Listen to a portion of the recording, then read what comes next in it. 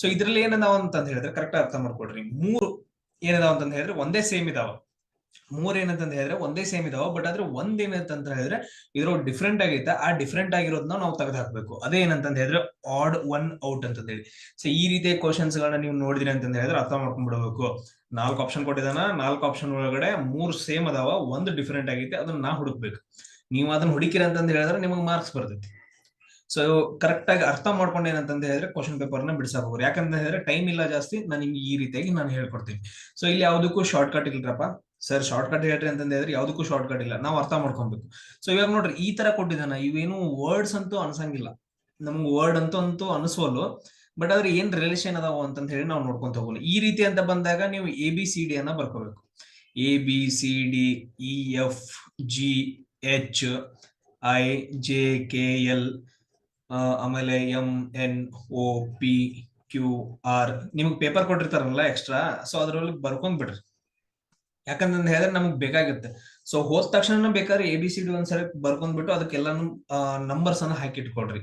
ಯಾಕಂತ ಹೇಳಿದ್ರೆ ಸೊ ನಾವು ಅಲ್ಫಾಬೆಟ್ಸ್ ಮೇಲೆ ತುಂಬಾ ಕ್ವಶನ್ಸ್ ಗಳನ್ನ ಬಿಡಿಸ್ತಾ ಹೋಗ್ತೀವಿ. ನೋಡ್ರಿ ಇಲ್ಲಿ ನಾವು ಒಂದೊಂದಾಗಿ ನಾವು ನೋಡ್ತಾ ಹೋಗೋಣ. ನಾನು ಯಾವಾಗ್ಲೂ ಏನಂತ ಹೇಳಿದ್ರೆ ಲಾಸ್ಟ್ ಇಂದಾನೆ ಹೋಗೋದು, 4th ಆಪ್ಷನ್ ಇಂದಾನೆ ಹೋಗ್ತೀನಿ. GTHU ಅಂತಂದೈತೆ. G ಎಲ್ಲೈತಿ? G ಇಲ್ಲೈತೆ. ಅದಾದ ನಂತರ ನೆಕ್ಸ್ಟ್ ಏನೈತಿ? T ಅಂತಂದೈತೆ, ಇಲ್ಲೈತಿ. ಸೊ ಇದ್ರಲ್ಲಿ ಫಸ್ಟ್ ವರ್ಡ್, ಇದು ಸೆಕೆಂಡ್ ವರ್ಡ್, ಆಮೇಲೆ ಥರ್ಡ್ ವರ್ಡ್ H ಇಲ್ಲೈತಿ.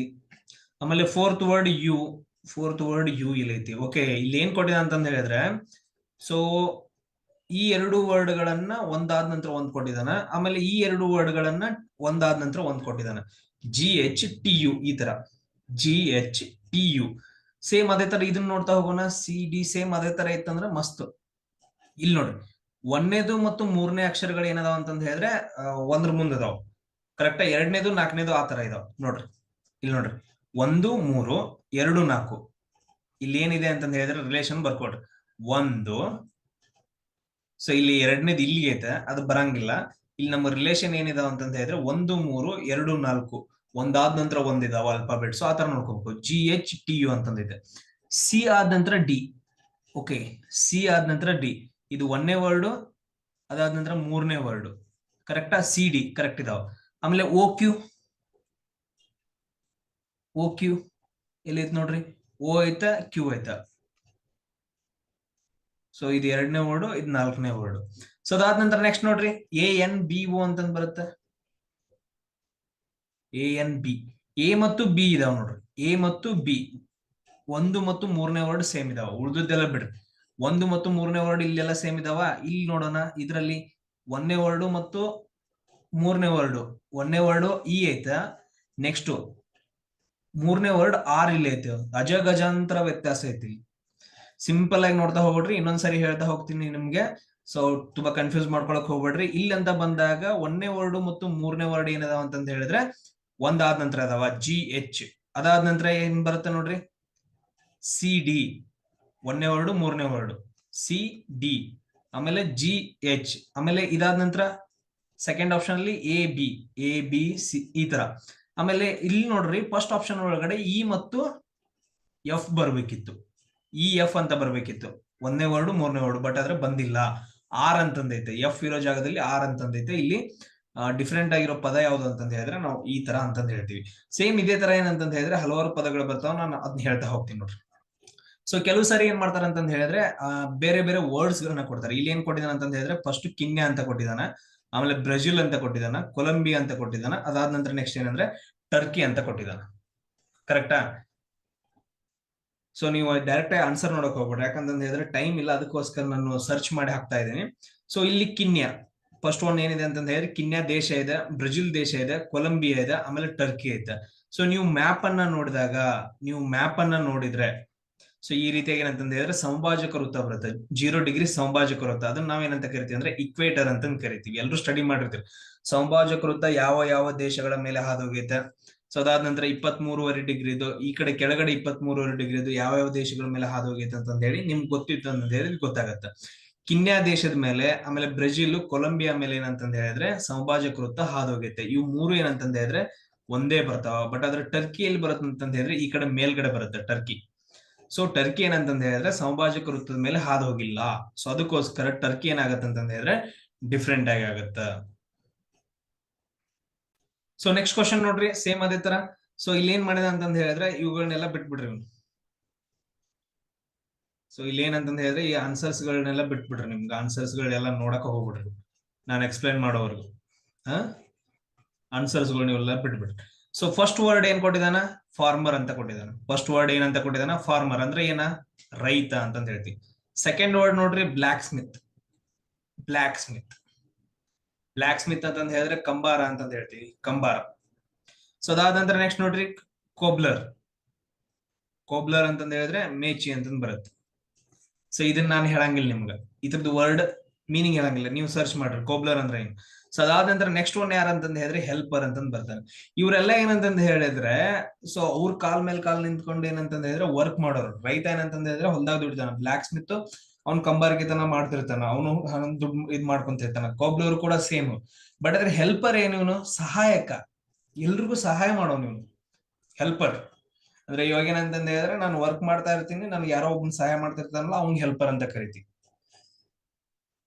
ಸೊ ಇವಾಗ ಏನಂತಂದ ಹೇಳಿದ್ರೆ ಹಾಸ್ಪಿಟಲ್ ಅಲ್ಲಿ ನರ್ಸ್ ಗಳು ಇರ್ತಾರಲ್ಲ ಅವ್ರೆಲ್ಲ ಹೆಲ್ಪರ್, ಅವ್ರಲ್ಲ ಸಮ್ ಆತರ.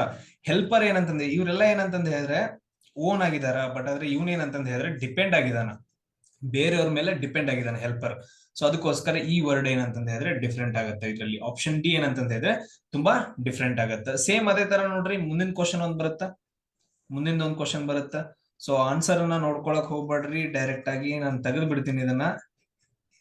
ಯಾಕಂತಂದ ಹೇಳಿದ್ರೆ ಡಿಲೀಟ್ ಮಾಡಕ್ ಆಗಲ್ಲ, ನಾನು ಆನ್ಲೈನ್ ಇಂದ ಡೈರೆಕ್ಟ್ ಆಗಿ ನಿಮ್ಗೋಸ್ಕರ ಮಾಡ್ತಾ ಇದ್ದೀನಿ, ಟೈಮ್ ಇಲ್ಲ.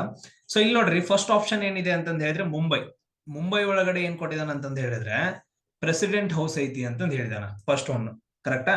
ಆಮೇಲೆ ಡೆಲ್ಲಿ ಒಳಗಡೆ ಏನೈತಿ, ಪಾರ್ಲಿಮೆಂಟ್ ಐತಿ ಅಂತ ಹೇಳಿದಾನ. ನಾಗ್ಪುರ್ ಒಳಗಡೆ ಏನಂದ್ರೆ ಸೆಂಟರ್ ಪಾಯಿಂಟ್. ನಮ್ಮ ಭಾರತ ದೇಶವನ್ನ ನೀವು ತಗೊಂಡ್ರಿ ಅಂತಂದ ಹೇಳಿದ್ರೆ, ಈ ರೀತಿಯಾಗಿ ನಮ್ಮ ಭಾರತ ದೇಶವನ್ನ ತಗೊಂಡ್ರಿ ಅಂತಂದ ಹೇಳಿದ್ರೆ ನಾಗ್ಪುರ್ ಇದ್ರಲ್ಲಿ ಬರುತ್ತೆ, ಮಹಾರಾಷ್ಟ್ರ. ಸೊ ಇಲ್ಲೇನಂತ ಈ ಪ್ರದೇಶದಲ್ಲಿ ಬರುತ್ತೆ, ಆಲ್ಮೋಸ್ಟ್ ಸೆಂಟ್ರಲ್ ಇದೆ ಅಂತ ಹೇಳ್ತಾರೆ. ಓಕೆ. ಸೊ ಅದಂದ್ರೆ ಹೈದರಾಬಾದ್ ಅಲ್ಲಿ ಏನಿದೆ ಅಂತಂದ ಹೇಳಿದ್ರೆ ಚಾರ್ ಮಿನಾರ್ ಐತೆ. ಸೊ ಇದರಲ್ಲಿ ಕರೆಕ್ಟ್ ಆಗಿರೋ ವರ್ಡ್ಸ್ ಯಾವ ಅಂತ ನೋಡ್ರಿ, ನಮ್ಗೆ ಏನಂತಂದ ಹೇಳಿದ್ರೆ ಡಿಫ್ರೆಂಟ್ ಆಗಿರೋದು ಬೇಕು. ಹೈದರಾಬಾದ್ ಅಲ್ಲಿ ಚಾರ್ ಮಿನಾರ್ ಐತೆ ಅಂತಂದ ಹೇಳಿದಾನ, ಇದು correct. Nagpur centre point, almost centre point ಐತೆ, ಇದು ಕರೆಕ್ಟ್. ಡೆಲ್ಲಿ ಒಳಗಡೆ ಏನೈತಿ, ಪಾರ್ಲಿಮೆಂಟ್ ಐತೆ. ನೀವು ನೋಡಿರ್ಬೋದು ಎಷ್ಟೋ ನ್ಯೂಸ್ ಬರ್ತಾವ, ಡೆಲ್ಲಿ ಪಾರ್ಲಿಮೆಂಟ್, ಅಲ್ಲಿ ಪಾರ್ಲಿಮೆಂಟ್ ಹೋಗ್ಬೇಕಂದ್ರೆ ಡೆಲ್ಲಿ ಹೋಗ್ಬೇಕಂತ ಹೇಳಿರ್ತಾರೆ. Okay done. ಮುಂಬೈಯಲ್ಲಿ ಪ್ರೆಸಿಡೆಂಟ್ ಹೌಸ್ ಅಂತಂದೈತೆ, ಇಲ್ಲ. ಮುಂಬೈ ಒಳಗಡೆ ಏನಂತಂದ ಹೇಳಿದ್ರೆ ಪ್ರೆಸಿಡೆಂಟ್ ಹೌಸ್ ಇಲ್ಲ. ಆಪ್ಷನ್ ಎ ಏನಂತಂದ ಹೇಳಿದ್ರೆ ರಾಂಗ್ ಆಗುತ್ತೆ. ಇಲ್ಲೆಲ್ಲ ಏನಂತಂದ ಹೇಳಿದ್ರೆ ಒಂದಕ್ಕೊಂದು ಸಂಬಂಧ ಇದೆ, ಬಟ್ ಆದ್ರೆ ಮುಂಬೈಯು ಪ್ರೆಸಿಡೆಂಟ್ ಹೌಸ್ಗೂ ಏನು ಸಂಬಂಧ ಇಲ್ಲ. ಸೊ ಅದಕ್ಕೋಸ್ಕರ ಆಡ್ ಅಂಡ್ ಔಟ್ ಅಂತ ಬಂದಾಗ ಯಾವ್ದು ಇದರಲ್ಲಿ ಔಟ್ ಆಗತ್ತ, ಆಪ್ಷನ್ ಎ ಔಟ್ ಆಗತ್ತೆ. ಈ ರೀತಿಯಾಗಿ ಏನಂತಂದ ಹೇಳಿದ್ರೆ ನಾವು ಸ್ಟಡಿಯನ್ನ ಮಾಡ್ತಾ ಹೋಗ್ಬೇಕು. ಸೊ ಈ ರೀತಿಯಾಗಿ ಬಂದ್ರೆ ನೀವು ಎಲ್ಲರೂ ಮಾಡ್ತೀರಾ ಅಂತ ನಾನು ಅನ್ಕೊಂಡಿದೀನಿ. ಎಸ್. ಸೊ ಇನ್ನೊಂದ್ ಏನಾದ್ರು ಅಂತಂದ ಹೇಳಿದ್ರೆ ಇನ್ನೊಂದು ಕ್ವಶನ್ ಅನ್ನು ನೋಡೋಣ. ಎಸ್, ಇಲ್ಲಿ ಇನ್ನೊಂದು ಕ್ವಶನ್ ಇದೆ ನೋಡ್ರಿ, ಮರ್ಕ್ಯೂರಿ. ಕ್ವಶನ್ ನಂಬರ್ 8 ನೋಡ್ರಿ, ಮರ್ಕ್ಯೂರಿ ಅಂತಂದೈತೆ. ಮರ್ಕ್ಯೂರಿ ಅಂತಂದ ಹೇಳಿದ್ರೆ ಪಾದರಸ ಅಂತಂದ್ ಹೇಳ್ತೀವಿ ಕನ್ನಡದಲ್ಲಿ. ಗೋಲ್ಡ್ ಅಂತಂದ್ ಹೇಳಿದ್ರೆ ಬಂಗಾರ ಅಂತಂದ್ ಹೇಳ್ತೀವಿ. ಅದಾದ ನಂತರ ಥರ್ಡ್ ಆಪ್ಷನ್ ನೋಡ್ರಿ, ಸಿಲ್ವರ್ ಅಂತಂದ್ ಹೇಳಿದ್ರೆ ಬೆಳ್ಳಿ ಅಂತಂದ್ ಹೇಳ್ತೀವಿ. ಕಾಫರ್ ಅಂತಂದ್ ಹೇಳಿದ್ರೆ ತಾಮ್ರ ಅಂತಂದ್ ಹೇಳ್ತೀವಿ. ಇಲ್ಲಿ ನೋಡ್ರಿ, ಸೊ ಈ 4 ಆಪ್ಷನ್ಸ್ ಗಳಲ್ಲಿ ಡಿಫ್ರೆಂಟ್ ಆಗಿರೋದು ಯಾವ್ದು ನೀವು ಅರ್ಥ ಮಾಡ್ಕೊಬೇಕು. ಬಂಗಾರ ಹೆಂಗಿರತ್ತೆ ಅಂತಂದ್ ಹೇಳಿದ್ರೆ ಗಟ್ಟಿಯಾಗಿರುತ್ತೆ, ಸಾಲಿಡ್, ಗಟ್ಟಿಯಾಗಿರುತ್ತೆ, ಸಾಲಿಡ್ ಅಂತಂದ್ ಹೇಳ್ತೀವಿ. ಬೆಳ್ಳಿ ಕೂಡ ಸಾಲಿಡ್ ಆಗಿರುತ್ತೆ, ಗಟ್ಟಿಯಾಗಿರುತ್ತೆ. ತಾಮ್ರ ಕೂಡ ನೀವು ತಾಮ್ರದ ವೈರ್ ನೋಡಿದ್ರೆ ಅದು ಕೂಡ ಗಟ್ಟಿಯಾಗಿರುತ್ತೆ. ಬಟ್ ಆದ್ರೆ ಪಾದರಸ ಹೆಂಗಿರುತ್ತೆ, ಪಾದರಸ ಹೆಂಗಿರುತ್ತೆ ಅಂತಂದ ಹೇಳಿದ್ರೆ ದ್ರವ ರೂಪದಲ್ಲಿ ಇರುತ್ತೆ. ಎಲ್ಲಾ ಘನಸ್ಥಿತಿಯಲ್ಲಿ ಇದ್ರೆ ಪಾದರಸ ಲಿಕ್ವಿಡ್ ಫಾರ್ಮ್ ಅಲ್ಲಿ ದ್ರವ ರೂಪದಲ್ಲಿ ಇರೋದ್ರಿಂದ ಇದರಲ್ಲಿ ಆಪ್ಷನ್ ಯಾವ್ದು ಡಿಫ್ರೆಂಟ್ ಆಗೈತೆ, ಮರ್ಕ್ಯೂರಿ ಡಿಫ್ರೆಂಟ್ ಆಗೈತೆ. ಈ ರೀತಿಯಾಗಿ ಏನಂತಂದ ಹೇಳಿದ್ರೆ ನಿಮ್ಗೆ ಕ್ವಶನ್ಸ್ ಗಳನ್ನ ಕೇಳ್ತಾರ. ಸೊ ಈ ರೀತಿಯಾಗಿ ನಿಮ್ಗೆ ಆನ್ಸರ್ಸ್ ಮಾಡಕ್ ಬರ್ಬೇಕು. ಅದನ್ನ ಕ್ವಶನ್ ನೋಡಿದ ತಕ್ಷಣ ಕ್ವಶನ್ ಅರ್ಥ ಆದ್ರೆ ಸಾಕು. ಆಮೇಲೆ ನೀವೇನಂತಂದ ಹೇಳಿದ್ರೆ ಒಂದೊಂದು ಆಪ್ಷನ್ಸ್ ಗಳನ್ನ ನಿಮ್ ಕನ್ನಡದಲ್ಲಿ ಏನ್ ಅನ್ಸುತ್ತೆ ಅದನ್ನ ಅರ್ಥ ಬರ್ಕೊಂತ ಹೋಗಿ ನೀವು ಕರೆಕ್ಟ್ ಆಗಿ ಮಾಡ್ಬೋದು. ಸೊ ನಿಮ್ಗೆ ಇದು ಎಲ್ರಿಗೂ ಹೆಲ್ಪ್ ಆಗ್ತಿದೆ ಅನ್ಕೊಂತೀನಿ. ನಿಮ್ಗೆ ಹೆಲ್ಪ್ ಆಗ್ತಾ ಇದ್ರೆ ನಂಗೆ ಸಡನ್ ಆಗಿ ಏನಂತ ಹೇಳಿದ್ರೆ ಕಮೆಂಟ್ ಆಗ್ರಿ, ಸರ್ ಹೆಲ್ಪ್ ಆಗ್ತಿದೆ, ಇದೇ ತರ ಎಲ್ಲಾ ಕ್ವಶನ್ಸ್ ಗಳು ಮಾಡಿ ಅಂತ ಹೇಳಿದ್ರೆ. ಎಷ್ಟು ಕ್ವಶನ್ಸ್ ಗಳಿದಾವಲ್ಲ, ಎಷ್ಟು ಟಾಪಿಕ್ಸ್ ಗಳಿದಾವಲ್ಲ, ಅಷ್ಟು ಟಾಪಿಕ್ಸ್ ಗಳಿಗೆ ನಾನು ನಿಮ್ಗೆ ಈ ರೀತಿಯಾಗಿ ವಿಡಿಯೋಸ್ ಗಳನ್ನ ಮಾಡಿ ಅಪ್ಲೋಡ್ ಮಾಡ್ತೀನಿ. ಸೊ ನೆಕ್ಸ್ಟ್ ಕ್ಲಾಸ್ ಅಲ್ಲಿ ಸಿಗೋಣ. ಜೈ ಹಿಂದ್.